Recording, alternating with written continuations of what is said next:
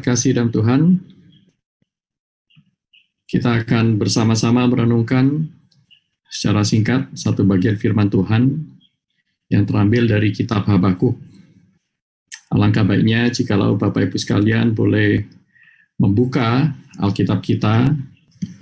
Memang kita tidak akan membaca semua dari 3 pasal kitab Habakuk ini, namun kita persiapkan ya, beberapa ayat akan kita baca secara cepat. Tapi sebelum itu mari kita masuk di dalam doa bersama-sama, merendahkan diri di hadapan Tuhan seperti lagu yang tadi baru saja kita nyanyikan.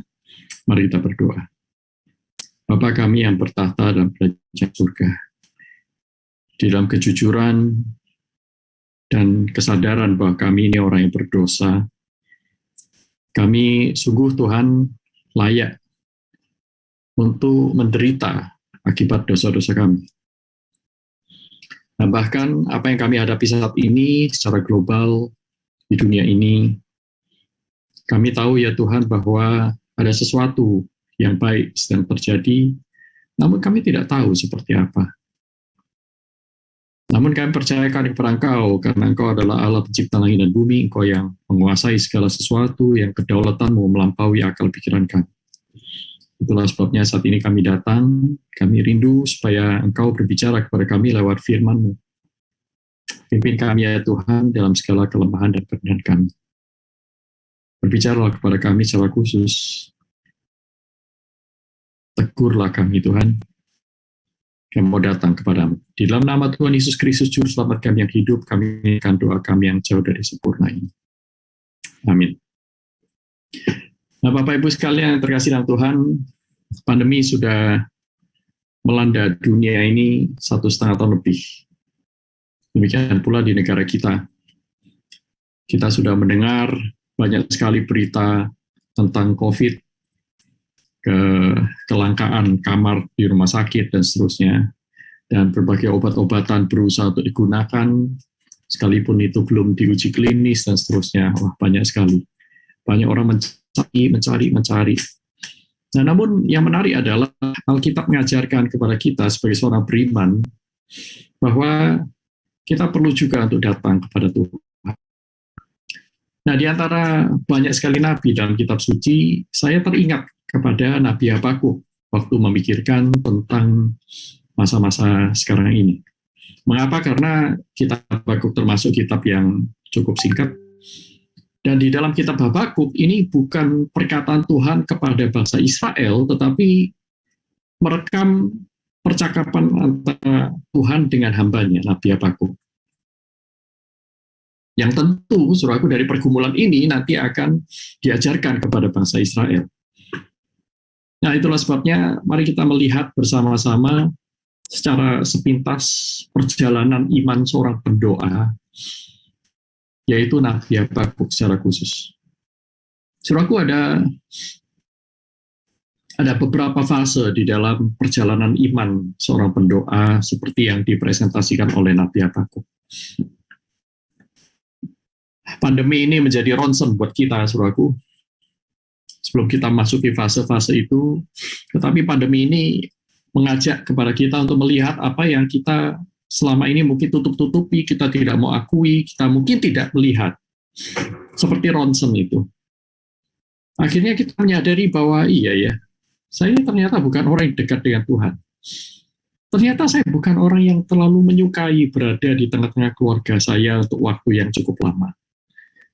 Ternyata posisi saya di pekerjaan itu tidak semapan yang saya pikirkan. Nah, saudaraku, ada banyak sekali muncul dalam pikiran kita setelah menjalani pandemi ini 1 tahun lebih ini. Termasuk pula, saudaraku, pengakuan bahwa ternyata saya masih mempunyai dosa-dosa lama yang masih bercokol. Dan seterusnya. Pandemi ini menjadi sebuah ronsen. Seperti yang dialami oleh Nabi Habakuk ketika dia menghadapi kesulitan-kesulitan, dia melewati fase-fase itu. Nah, fase pertama adalah fase mempertanyakan kedaulatan Allah. Ternyata, saudaraku, nabi, yang namanya nabi itu bisa mempertanyakan kedaulatan Allah. Dalam pasal 1 ayat yang kedua, kitab Nabi Habakuk itu dimulai dengan, berapa lama lagi Tuhan aku berteriak tetapi tidak kau dengar. Aku berseru kepadamu penindasan, tetapi tidak kau tolong. Saudaraku, ini bukan nada pertanyaan biasa, namun sebuah nada komplain, sebuah nada yang mempertanyakan kedaulatan Allah. Mengapa Tuhan membangkitkan bangsa yang lebih jahat untuk menghukum bangsa yang lebih benar? Apa yang sedang terjadi? Bagaimana mungkin Engkau adalah Allah yang suci melakukan semuanya ini? Nah, saudaraku, mungkin saat ini saudara dan saya sedang mempertanyakan sama. Kalau Tuhan itu ada, mengapa ini terjadi? Kalau Tuhan itu ada, mengapa Engkau tidak menyelamatkan istri saya dari kematian? Mengapa kalau Engkau itu ada dan Engkau mendengar doa kami dan telingamu cukup jelas untuk mendengar seru doa kami, mengapa Engkau biarkan anak kami menderita, mertua kami, orang tua kami, dan seterusnya? Saudaraku, saya mendengarkan banyak sekali pertanyaan-pertanyaan seperti ini, khususnya di pertengahan tahun yang lalu, dan juga ini akhir-akhir ini juga, dengan tingkat kematian 400 orang lebih dalam satu hari, dan sebagian itu adalah orang-orang yang masih berelasi dengan kenalan-kenalan saya. Salah seorang sahabat saya juga dipanggil Tuhan beberapa minggu lalu secara mendadak, lewat COVID juga, tidak kebagian ventilator dan seterusnya. Sampai kapan lagi? Butuh korban jatuh berapa banyak lagi di antara keluarga, sahabat, teman sekolah, rekan sekerja, dan seterusnya. Soalnya mungkin kita berada di fase ini, mempertanyakan kedaulatan Allah. Tapi yang menarik adalah tidak berhenti pada Nabi Habakuk bertanya di ayat yang ke-5 sampai dengan ayat yang ke-11. Tuhan itu berkenan menjawab pertanyaan Nabi Habakuk. Sekalipun Nabi Habakuk di dalam kelemahan iman, dia mempertanyakan kedaulatan Allah. Allah tidak pernah tinggal diam kepada orang yang mencari dia. Allah tidak pernah tinggal diam kepada orang yang betul-betul menginginkan jawaban dari Allah. Allah menjawab. Di ayat yang ke-5 sampai ayat yang ke-11, dia berkata, lihatlah di antara bangsa-bangsa dan perhatikanlah, jadilah heran dan tercengang-cengang, sebab aku melakukan suatu pekerjaan dalam zamanmu yang tidak akan kamu percayai. Artinya apa, saudaraku? Bahwa ada masanya kita akan menghadapi peristiwa-peristiwa yang tidak pernah ada dalam pikiran kita. Dan itu sudah terjadi zaman Nabi Habakuk ini, abad ke-7 sebelum Masehi, saudaraku. Dan sekarang kita sedang berada di tengah-tengah itu juga. Lalu Tuhan menjawab. Tuhan berkata di Nabi Habakuk ini, aku akan membangkitkan orang-orang Babylon. Dalam bahasa Indonesia digunakan kata orang Kasdim. Mereka itu orang yang gagah perkasa, tetapi aku akan pakai mereka. Nah, Nabi Habakuk bertanya lagi, kenapa mereka? Bukankah engkau ya Tuhan dari dulu adalah Allahku yang maha kudus? Mengapa engkau melakukan ini? Mengapa engkau melakukan itu? Saudaraku, ini fase pertama. Sekalipun Tuhan sudah menjawab, kita tidak terima. Sekalipun kita sudah dengar bahwa Allah itu turut bekerja dalam segala sesuatu untuk kebaikan umatnya, tetapi kita masih tidak terima. Nabi Habakuk terus-menerus mempertanyakan jawaban Allah.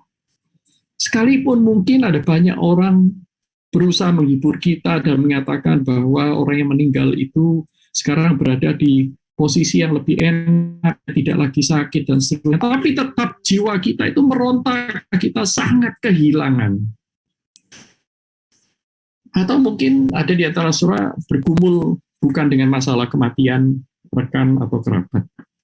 Mungkin saudara bergumul dengan kondisi keluarga yang carut-marut, kacau karena COVID, karena perubahan pola hidup. Konflik itu tidak terhindarkan, pekerjaan tidak lagi secure atau mapan. Saudara mempertanyakan banyak hal. Tapi ini fase pertama, saudara.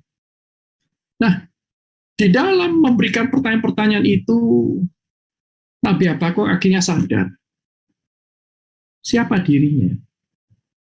Dia tahu bahwa dia bukan Allah. Allah adalah Allahnya. Yahweh adalah Allahnya, yang maha kudus. Maka Nabi Habakuk mengambil satu sikap masuk ke fase yang kedua, saudaraku, yaitu menantikan. Dalam Habakuk pasal 2 yang pertama dia berkata, sekarang aku tidak mau bertanya lagi, seolah-olah begitu. Aku mau berdiri di tempat pengintaianku, berdiri, suatu bukan tidur, bukan duduk ya, berdiri tegak di menara. Dia mengatakan, aku mau meninjau dan menantikan apa yang akan difirmankannya kepadaku dan apa yang akan dijawabnya atas pengaduanku. Nah sekarang tampaknya di fase kedua ini Habakuk lebih memberikan ruang kepada Tuhan untuk menjawab ketimbang untuk dia ngomel dan komplain. Nah, saya pikir ini fase yang berikutnya yang baik. Dan Nabi Habakuk akhirnya juga mendapatkan jawaban dari Tuhan. Tuhan menjawab. Pasal 2, ya, ayat yang kedua sampai ayat yang ke-20. Sampai suatu saat itu Tuhan menjawab gini, sekalipun aku menggunakan orang fasik, orang jahat, atau kejadian-kejadian tidak mengenakan, tetapi jangan pikir semua itu di luar kontrolku. Jangan pikir orang-orang jahat itu akan lepas dari keadilanku. Nah, saudaraku, di dalam bagian ini Tuhan meneguhkan kedaulatannya. Tuhan bukan Allah yang tidak adil. Tuhan adalah Allah yang terus memegang sejarah. Sampai akhirnya Habakuk itu sadar bagaimana dia seharusnya berlaku di hadapan Tuhan. Maka pasal 3 ayat yang kedua, dia berkata, Tuhan, telah ku dengar kabar tentang engkau dan pekerjaanmu ya Tuhan, kutakuti. Dan luar biasanya kalimat yang kedua ini, saudaraku, hidupkanlah itu dalam lintasan tahun, nyatakanlah itu dalam lintasan tahun, dan dalam murka ingatlah akan kasih sayang.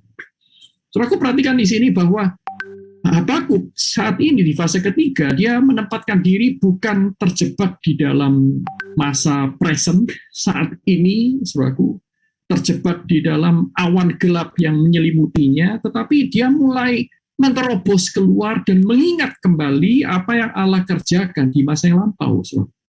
Telah ku dengar kabar tentang engkau. Nah sekarang ini Habakuk mulai bisa mengintegrasikan doktrin-doktrin firman Tuhan yang dia baca di masa yang lampau, itu untuk masa sekarang. Nah saudara, ini kunci. Banyak orang Kristen ketika dikuasai oleh kesulitan hidup, dikuasai oleh kondisi kekinian yang tidak mempunyai jalan keluar, mereka lupa bahwa selama ini Tuhan sudah mempersiapkan di masa lampau segala hal yang diperlukan untuk menghadapi masa kini. Nah itulah sebabnya kalau saudara membaca di dalam Habakuk pasal yang ketiga ini, Habakuk menyerahkan diri dan dia mulai melakukan rekoleksi, mengingat kembali apa yang Tuhan kerjakan. Misalnya bagaimana Tuhan melepaskan bangsa Israel dari Mesir, bagaimana Tuhan mendatangkan air bah. Ya, saya yakin Nabi Habakuk mengingat-ingat semuanya itu. Ada banyak sekali saudaraku catatan yang dikatakan oleh Nabi Habakuk ini yang tidak sempat saya baca satu persatu, mulai dari ayat yang ketiga sampai ayat yang ke-15. Tapi Habakuk akhirnya melihat, ya Tuhan, Engkau layak melakukan segala sesuatu. Kami manusia berdosa, Engkau adalah Allah yang adil, tetapi di dalam geram-Mu ingatlah kasih saya. Saudara, ini sebuah pernyataan iman. Dia tidak lagi mempertanyakan, dia tidak lagi menantikan, tetapi dia secara aktif menyerahkan diri kepada kedaulatan Tuhan. Tuhan, hidupkanlah keilahian-Mu itu di dalam lintasan tahun. Dan yang menarik adalah ayat 16. Nabi Habakuk merespons dengan iman untuk masa depannya. Saudara lihat ya, dia menyerahkan diri saat itu. Nabi Habakuk mengakui kedaulatan Tuhan di masa lampau dan dia merespons dengan iman untuk masa depan. Saudaraku, ini fase iman yang komplit, yang holistik. Ayat 16 itu mengatakan demikian, ketika aku mendengarnya, ketika aku mengingat kembali kejayaan, keluar biasaan, keperkasaanmu yang mengusir dan membawa kemenangan bagi bangsamu, Tuhan, ketika aku mendengarnya, gemetarlah hatiku, mendengar bunyinya menggigillah bibirku, tulang-tulangku seakan-akan kemasukan sengal dan gemetar di tempat aku berdiri. Kita tidak tahu apa yang akan terjadi masa depan. Nabi Habakuk tak sadar sekali, dia tidak mempunyai kekuatan untuk itu. Dia tersengal, dia gemetar, dia ketakutan. Namun, ada kata namunnya ya. Namun dengan tenang akan kunantikan hari kesusahan yang akan mendatangi bangsa yang bergerombolan menyerang kami. Surah orang-orang yang tidak beriman tidak punya kata namun. Mereka bilang, ini nanti bagaimana kalau begini, bagaimana kalau saya kehilangan pekerjaan, bagaimana kalau saya bangkrut, bagaimana kalau saya ditinggalkan oleh orang yang saya kasih, bagaimana, berhenti di sana. Tetapi orang percaya seperti yang disaksikan oleh Nabi Habakuk. Ada kata namun dengan tenang akan kunantikan hari kesusahan yang akan mendatangi bangsa yang bergerombolan menyerang kami. So, ada penyerahan dengan iman.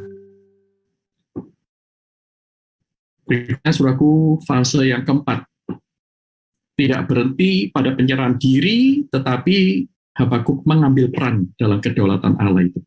Saudara perhatikan ayat 17 sampai ayat 19. Sekalipun pohon ara tidak berbunga, pohon anggur tidak buah, hasil pohon zaitun mengecewakan, sekalipun ladang-ladang tidak menghasilkan bahan makanan, kambing domba terhalau dari kurban, dan tidak ada lembu sapi dalam kandang. Namun, sekali lagi perhatikan, namun aku akan bersorak-sorak di dalam Tuhan, beria-ria di dalam Allah yang menyelamatkan aku.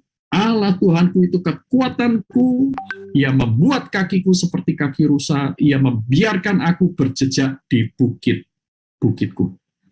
Ini adalah iman. Sekalipun ada orang yang memiliki iman kepada Tuhan, itu iman yang kalau Tuhan kasih sesuatu, aku mau mengikut Dia. Itu iman kalau. Iman yang sedikit lebih tinggi itu adalah iman karena aku mau mengasihi Tuhan karena Tuhan sudah mengasihi aku. Nah, ini sudah bagus. Tetapi berikutnya adalah iman sekalipun segala sesuatu tidak terjadi seperti yang kukehendaki, Tuhan, aku akan tetap bersukacita di dalam Engkau. Nah, saudaraku, ini adalah langkah iman yang mengatasi seluruh konsep agama-agama manusia ataupun psikologi manusia. Saudara. Iman yang melampaui keterbatasan manusia, karena Habakuk jadikan Allah Tuhan sebagai kekuatan. Percayanya kepada Tuhan melampaui kondisi yang ada saat itu. Nah, saudaraku, kita melihat di dalam ayat 3 ayat tersebut 17, 18, 19, kita melihat bahwa Habakuk menyadari bahwa aku harus masuk dalam agenda Tuhan. Aku di dalam Tuhan, bersorak-sorak di dalam Tuhan. Bukan Tuhan yang masuk dalam agendaku. Aku mau bersaksi tentang karyanya, bukan meninggikan capaian karyaku. Aku mau bersandar kepada kekuatannya dan bukan kekuatanku. Dan yang menarik sekali, Ia memberikan kakiku kekuatan. Ia mengubah kakiku, bukan mengubah bukit-bukit batuku. Saudara, perhatikan satu hal yang indah sekali di sini. Seperti yang dikatakan Philip Brooks, jangan berdoa untuk kehidupan yang mudah. Berdoalah untuk menjadi orang yang lebih kuat. Jangan berdoa untuk tugas-tugas yang sama dengan kekuatanmu, tetapi berdoalah untuk kekuatan yang sama dengan tugas-tugasmu. Maka melakukan pekerjaan-pekerjaan itu bukan lagi mujizat, tetapi dirimulah menjadi mujizat bagi orang-orang sekitarmu, sehingga mereka boleh melihat Tuhan. Saudaraku, menarik sekali bahwa dalam Matius 25 ayat 40, Tuhan Yesus pernah berkata, perumpamaan zaman akhir itu, aku berkata kepadamu, sesungguhnya segala sesuatu yang kamu lakukan untuk salah seorang dari saudaraku yang paling hina ini, kamu telah melakukannya untuk aku. Yaitu apa? Memberi makan kepada orang yang lapar, memberi minum kepada orang yang haus, memberi pakaian kepada orang yang telanjang, dan seterusnya. Dan kalau saudara ingat, ini konteksnya adalah orang-orang Kristen berada dalam masa penjajahan, persekusi, dan mereka juga masuk dalam masa pandemi, ya. Di awal abad keempat itu ada banyak sekali penyakit yang belum ditemui obatnya, saudara. Tetapi mereka melakukan apa yang Tuhan ingin mereka lakukan. Mereka menjadi saksi di tengah kegelapan masa. Ya. Saudara, saya akan mengakhiri dengan kutipan John Green, seorang Anglikan, seorang penulis. Dia berkata, the darkest nights produce the brightest stars. Jangan-jangan, saudaraku, masa pandemi ini adalah kesempatan yang Tuhan berikan bagi anak-anaknya untuk bersinar di tengah kegelapan dunia ini. untuk menjadi garam dan terang dunia yang lebih efektif. Saudaraku, mari tidak berdoa untuk Tuhan masuk ke jalan kita. Mari kita berdoa untuk meminta Tuhan menolong kita untuk masuk ke jalan, masuk ke dalam agenda Tuhan, menguatkan diri kita, mengubah kakiku dan bukan bukit-bukitku. Kiranya Tuhan menguatkan setiap kita dalam melewati masa-masa pandemi yang kita tidak tahu sampai kapan. Sama seperti Nabi Habakuk, tidak tahu sampai kapan. Kiranya Tuhan memberkati kita semua. Mari kita berdoa. Tuhan, kami menyerahkan diri kami dalam ketidakmengertian, di dalam kepapaan, di dalam keterbatasan. Hiduplah dalam lintasan tahun. Jadilah kehendak-Mu, bukan kehendak kami. Pakailah kami, putuslah kami. Dalam nama Tuhan Yesus Kristus kami naikkan doa ini. Amin.